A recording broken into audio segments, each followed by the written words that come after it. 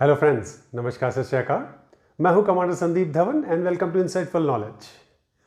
आज पूरा विश्व जो है ब्रिक्स समिट जो हो रहा है 2023 साउथ अफ्रीका में, ये 15th ब्रिक्स समिट है, उसके ऊपर गौर कर रहा है और विचार कर रहा है। लेकिन मैं इस समय फिर भी भारत और चीन के बारे में ही बात करूंगा, जहां पे बहुत सारे बदलाव हुए हैं। और जो पिछले दिनों मैंने एक इसके ऊपर वीडियो बनाया था, China's ring of debt around India, उसमें बहुत सारे डेवलपमेंट्स हुए हैं और उसमें भारत की बहुत वाहवाही करनी पड़ेगी, क्योंकि काफ़ी समय से देखा जाए तो साउथ एशिया में, जिसमें कि अफगानिस्तान, नेपाल, भूटान और इसमें मैं म्यांमार को भी ऐड कर लूँगा, हालांकि वो साउथ एशिया में नहीं आता है, फिर बांग्लादेश, श्रीलंका, पाकिस्तान जैसे देश हैं। अगर आप गौर करें तो इन सब देशों में जो चीन जो है वो लगभग 4 साल 5 साल पहले तक बहुत ही बड़ी बुरी तरह से छाया हुआ था। लेकिन बहुत ही चालाकी से भारत ने इन सब देशों में अपनी जो महानता थी, महारत जो थी, वो वापस ली है। तो एक एक करके हर देश पे गौर करेंगे और चेक करेंगे कि हम इस समय कहां खड़े हैं, भारत इस समय कहां खड़ा है इन सब देशों के साथ रिलेशनशिप में। तो अगर आप गौर करें तो अगस्त 2021 में चीन जो था बहुत ही खुश हुआ था। क्यों खुश हुआ था? क्योंकि यूएसए, एक सुपर पावर जो था, ये अफगानिस्तान को छोड़ के जा रहा था। इनके मुंह में बहुत पानी भर गया। इन्होंने कहा वाह क्या बात हुई, क्योंकि वहां पे बहुत सारे ट्रिलियंस ऑफ डॉलर्स के मिनरल्स हैं जो कि आज तक किसी ने निकाले नहीं हैं। और चीन बहुत समय तक सोच रहा था कि ये उनका हक इन माइंस पे है और वो उस पे लगा हुआ था। साथ साथ ही चीन अपना BRI प्रोजेक्ट जो है वो अफगानिस्तान में आगे बढ़ाना चाहता था। नेपाल, बांग्लादेश, इन सब देशों में भी भारत से कुछ कुछ चूक हुई थी। जैसे नेपाल में जो मधेसी जो प्रॉब्लम हुई थी 2015 में, और साथ साथ ही बांग्लादेश में जब इंडिया ने CAA लगाने की बात की थी, तो उनको अपने कॉन्फिडेंस में नहीं लिया था, जिससे वहां पे कुछ कुछ मतभेद उभरे थे। लेकिन अब सिनेरियो बहुत चेंज हो गया है। बहुत सारी बातें जो कि इस समय की सरकार ने सुधारी हैं और बहुत बढ़िया तरीके से सुधारी हैं, जिसमें इस समय चीन पिछड़ता हुआ दिख रहा है। तो लेट अस सी कि ये एक एक करके कि ये बातें कहां पहुंची हैं। तो सबसे पहले बात करेंगे हम अफगानिस्तान की। अफगानिस्तान भारत के लिए हमेशा ही एक अपॉर्चुनिटी भी रहा है और चिंताजनक विषय भी रहा है, क्योंकि वहां से पाकिस्तान जो है टेररिस्ट को ट्रेनिंग देके और वहां से भारतीय कश्मीर के अंदर डालता था। लेकिन अब पासा पलट चुका है, क्योंकि जून 2022 में तालिबान जो हैं, जो इस समय रूल कर रहे हैं काबुल को, उन्होंने भारतीय सहायता मांगी। भारत ने वहां पे अपनी टेक्निकल टीम भेजी जो कि वहां पे मेंटेनेंस का काम कर रही थी। साथ साथ ही 20 इंफ्रास्ट्रक्चर प्रोजेक्ट्स जो थे भारत के, वो रुके हुए थे और उनको भी काम करने की रिक्वेस्ट की थी तालिबान ने, और भारत ने उनमें काम शुरू किया है। साथ साथ ही ड्यूरेंट लाइन पे पाकिस्तान के साथ तालिबान का हमेशा से ही टेंशन रहा है, क्योंकि वहां पे लगातार इनकी फायरिंग होती रहती है। उसमें पिछले दिनों 5 पाकिस्तानी सोल्जर्स मारे भी गए थे। साथ साथ ही TTP जो कि तालिबान का एक हिस्सा है, पाकिस्तान में है, और वो उनके काफ़ी अगेंस्ट है पाकिस्तान के, और उनको धमकियां देता रहता है और उन पे अटैक भी करता रहता है। भारत ने बहुत ही सावधानी से, चालाकी से पाकिस्तान के साथ जो है संबंध ना तो अगर सुधारे नहीं हैं तो बिगाड़े भी नहीं हैं। क्योंकि अगर आप देखें तो 2019 के बाद से भारत ने बहुत ही समझदारी से उनसे सीज फायर का समझौता किया और 2020 में अगर आप गौर करें, जब गलवान घाटी की जो वारदात हुई थी चीन के साथ, उसमें पाकिस्तान ऑलमोस्ट न्यूट्रल ही रहा था। उसने अपने हिमालय से ऊंचे और हिंद महासागर से गहरे दोस्त का साथ नहीं दिया था। तो यह दर्शाता है कि भारत की स्थिति इस समय पाकिस्तान के साथ स्टेबल है, नीचे नहीं जा रही है। लेकिन ऐसा कहना भी गलत होगा कि पाकिस्तान चीन से दूर हो रहा है, क्योंकि अभी अभी उन्होंने 10वीं वर्षगांठ मनाई थी सीपेक की चीन के साथ। साथ साथ ही वहां बहुत सारे प्रोजेक्ट्स चल रहे हैं, और जो पाकिस्तान है बहुत ही इकोनॉमिक परेशानियों में है, और जिसमें फायदा उठा रहा है केवल चीन। इन सब बातों का फायदा उठाते हुए चीन वहां पे अपनी टाइप 54 फ्रिगेट्स पोजीशन कर रहा है, J-10C फाइटर्स पोजीशन कर रहा है, और आने वाले समय में अपनी सबमरीन्स जो हैं टाइप 39, इनको भी वहां पोजीशन कर रहा है। उनकी वहां पे मेंटेनेंस फैसिलिटी और साथ साथ ही डॉकिंग फैसिलिटी का भी इंतजाम कर रहा है, चाहे वो एयर विंग हो चाहे वो नेवल विंग हो। अब गौर करें कि ये तीनों ही जो वॉर मेकिंग मशीन्स मैंने आपको बताई, फ्रिगेट, सबमरीन्स एंड फाइटर्स, ये चीन के जो है ये मेन स्टे हैं, और किसी भी वॉर में इन तीनों का सबसे बड़ा योगदान रहेगा। अब आगे बढ़ते हैं बांग्लादेश की तरफ। तो बांग्लादेश के साथ जैसे आपको मैंने बताया कि भारत ने संबंध बहुत बढ़िया किए हैं पिछले 4 सालों में। हालांकि 2016 में जब चाइनीज प्रेसिडेंट शी जिनपिंग ने अपनी हिस्टोरिक विजिट की थी ढाका में, तो वहां पे 27 BRI जो प्रोजेक्ट्स थे, लगभग 24 बिलियन डॉलर के, वो किए गए थे। और साथ साथ ही वहां पे उन्होंने बहुत बड़ी क्रेडिट लाइन भी शुरू की थी बांग्लादेश के लिए। तो भारत भी पीछे नहीं रहा, भारत ने उनको 2 बिलियन डॉलर का असिस्टेंस दिया। साथ साथ ही चिटगोंग पोर्ट जो है, उसमें भारत का बीजिंग के साथ कंपटीशन चल रहा है कि कौन उसको डेवलप करेगा। चाइना ने अगर वहाँ पे पद्मा मल्टीपर्पज़ ब्रिज को वहाँ पे स्थापित किया, तो भारत भी जो है वो मोंगला एंड प्यारा पोर्ट्स जो हैं उनको डेवलप करने की कोशिश कर रहा है, और उसमें सफल होएगा। बांग्लादेश ने बहुत ही समझदारी के साथ चीन के जो इस डेट ट्रैप को थोड़ा सा दूर रखा है, और ले दे के जो BRI के प्रोजेक्ट्स भी हैं वो रेंग के चल रहे हैं। देखा जाए तो जो वहाँ के जो फॉरेन मिनिस्टर हैं शहर आलम, उन्होंने मई में कहा था कि जो भारत के साथ बांग्लादेश के संबंध हैं वो अनपैरेलल्ड हैं, इनकम्पेरेबल हैं किसी भी और बायलैटरल रिलेशनशिप्स के साथ, चाहे वो चीन हो चाहे कोई और भी देश हो। ये बहुत बड़ी बात है बांग्लादेश के लिए और भारत के लिए कि ये उनके संबंध यहां तक पहुंचे हैं। फिर हम आते हैं मालदीव्स की तरफ। मालदीव्स में भारत ने एक ऐसा छक्का लगाया है कि जो चीन का जो चौका है वो फेल हो गया।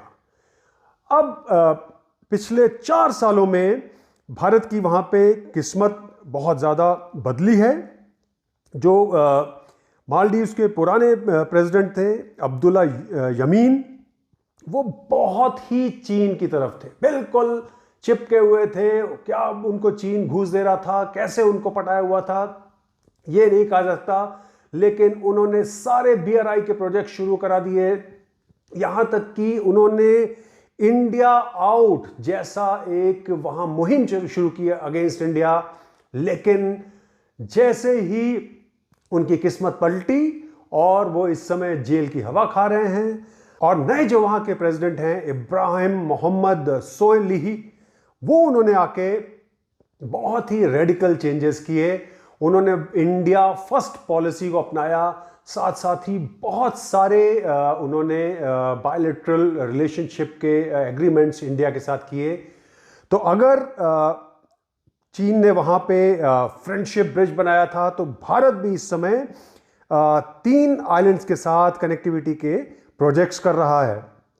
साथ साथ पिछले दिनों अगर आप देखें तो वहाँ पे भारत ने उनको अपना डॉर्नियर 228 गिफ्ट किया था, जो कि वहाँ की फोर्सेस यूज़ कर रही हैं।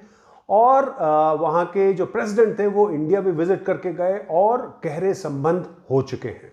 नेपाल की बात ली जाए तो नेपाल हमेशा से ही बड़ा सजग रहा है, भारत और चीन के बीच में दबना नहीं चाहता है। ये बात गलत भी नहीं है, क्योंकि दो बहुत बड़े देश हैं और जिसके बीच में नेपाल आना नहीं चाहता है। और नेपाल के साथ भी अगर आप 2015 की बात को छोड़ दें, जहां पे एथनिक जो टेंशन हुआ था उससे इंडिया ने ब्लॉकेड किया था, उसके बाद से जो संबंध हैं वो ऊपर ही जाते रहे हैं, डिस्पाइट इसके कि वहां पे कम्युनिस्ट पार्टी भी आ चुकी है। फिर शी जिनपिंग नेपाल भी पहुंचे वहां पे अक्टूबर 2019 में। 20 सालों में पहले प्रेसिडेंट थे चीन के जो वहां गए थे, और उन्होंने 23 एग्रीमेंट किए और $496 मिलियन की फाइनेंशियल असिस्टेंस की भी बात की।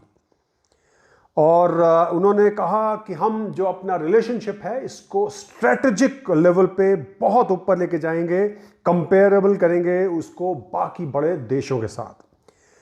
लेकिन ये सब बहुत बड़ी बड़ी बातें चीन के प्रेसिडेंट करके चले जाते हैं, चाहे वो नेपाल हो चाहे वो बांग्लादेश हो, और मोस्ट ऑफ द टाइम वो प्रोजेक्ट्स ना तो आगे बढ़ते हैं, और अगर बढ़ते भी हैं तो बहुत ही कचरा हालत में होते हैं। जैसे कि उन्होंने चीन ने नेपाल में कई प्रोजेक्ट्स किए जिनकी हालत बहुत ख़राब है।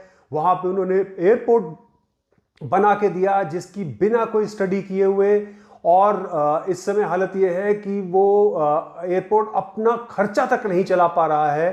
तो ये बहुत ही दयनीय स्थिति हो रही है इस समय नेपाल के लिए। साथ ही नेपाल ने $500 मिलियन के यूएस असिस्टेंस जो है उसको भी नहीं छोड़ा चीन की बरगलाने वाली बातों में आके।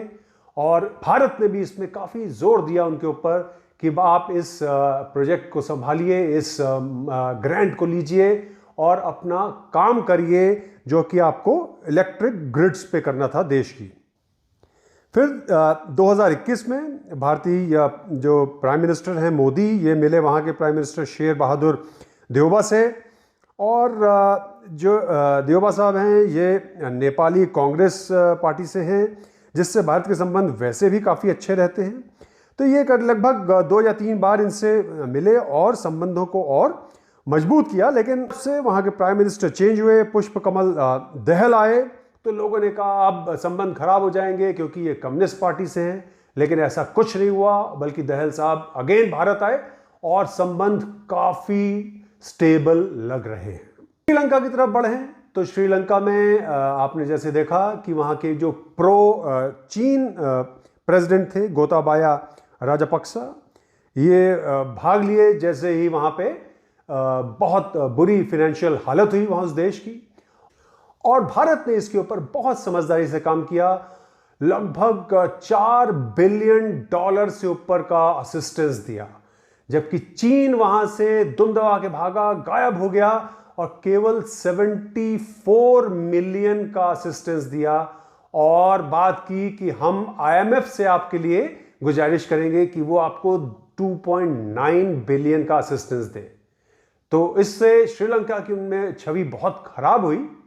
लेकिन फिर भी मैं कहना चाहूँगा कि श्रीलंका में अभी भी उनका बहुत ज़्यादा होल्ड है, जिसको भारत को अभी भी गौर करना है। उनकी स्पाई शिप्स लगभग 2 या 3 बार वहाँ पे डॉक कर चुकी हैं हम्बनटोटा में, जो चीन के पास 99 ईयर्स की लीज पे है। और साथ साथ ही वो डोंड्रा बे जो सदर्न मोस्ट टिप है श्रीलंका का, वहाँ पे एक मिलिट्री बेस बनाना चाहते हैं और रेडार फैसिलिटी तैयार करना चाहते हैं। अब ये बहुत ही नाजुक चीज़ है, क्योंकि मिलिट्री बेस और रेडार बेस जो है इससे पूरे इंडिया के अंडमान निकोबार आइलैंड्स पे और ब्रिटिश कंट्रोल डियागो गार्सिया पे नज़र रखी जा सकती है। और डियागो गार्सिया, याद दिला दूं आपको, यहाँ से USA भी ऑपरेट करता है। तो सबसे जो इन सब में चिंताजनक जगहें हैं वो है भूटान और म्यांमार।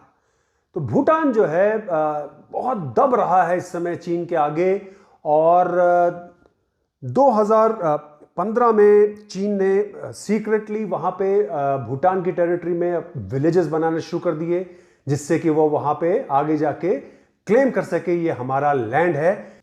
तो भारत को इसमें स्टैंड लेना है, क्योंकि इस सलामी स्लाइसिंग से भारत का जो सिलीगुड़ी कॉरिडोर है इसको काफ़ी खतरा है, जिसको चिकन नेक के नाम से भी जाना जाता है। और चीन चाहता है कि पूरे कंट्रोल में कर ले, जिससे कि किसी भी वॉर में इंडिया को कट ऑफ कर दिया जाए अगर वो इस कॉरिडोर को कंट्रोल कर ले।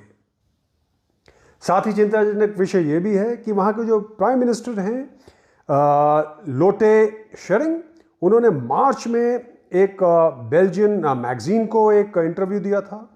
उसमें कहा था कि हम इस मामले को सुलझा देंगे 1 या 2 मीटिंग में। इसमें भारत को बाहर रखा गया था और ये चिंताजनक बात हो सकती है। इनफैक्ट वहाँ के किंग जो हैं जिग्मे शेर न्यागी वांगचुक, वो भारत से काफ़ी डिस्कशन कर चुके हैं। वो इनफैक्ट अपने पैलेस को छोड़ के और सीमा क्षेत्र पे आके उन्होंने वहाँ पे भी आके बातचीत की, जो कि एक प्रोटोकॉल से आगे बढ़ के होना होता है। तो नेवरदलेस वहाँ पे भारत का काफ़ी होल्ड है इस समय, लेकिन चिंता की बात यह है कि भारत इस होल्ड को कब तक बना के रखता है और कितना प्रेशर बना के रखता है, और भूटान कब गिव अप कर जाता है इस पूरी घटना में। ये भारत को बहुत गौर करते रहना है, इसके ऊपर एक्टिवली इन्वॉल्व रहना है।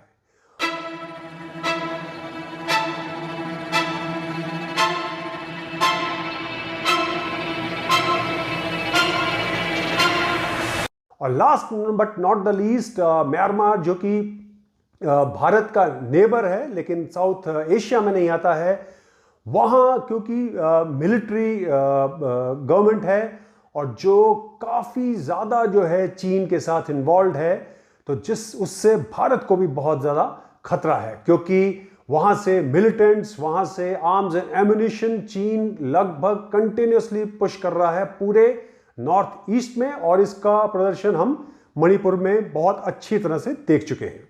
तो इसमें अब जो है यूएसए को भी बहुत गौर करना है कि अगर भारत की स्थिति खराब होती है, इंडो पैसिफिक की स्थिति भी उसके साथ जुड़ी हुई है।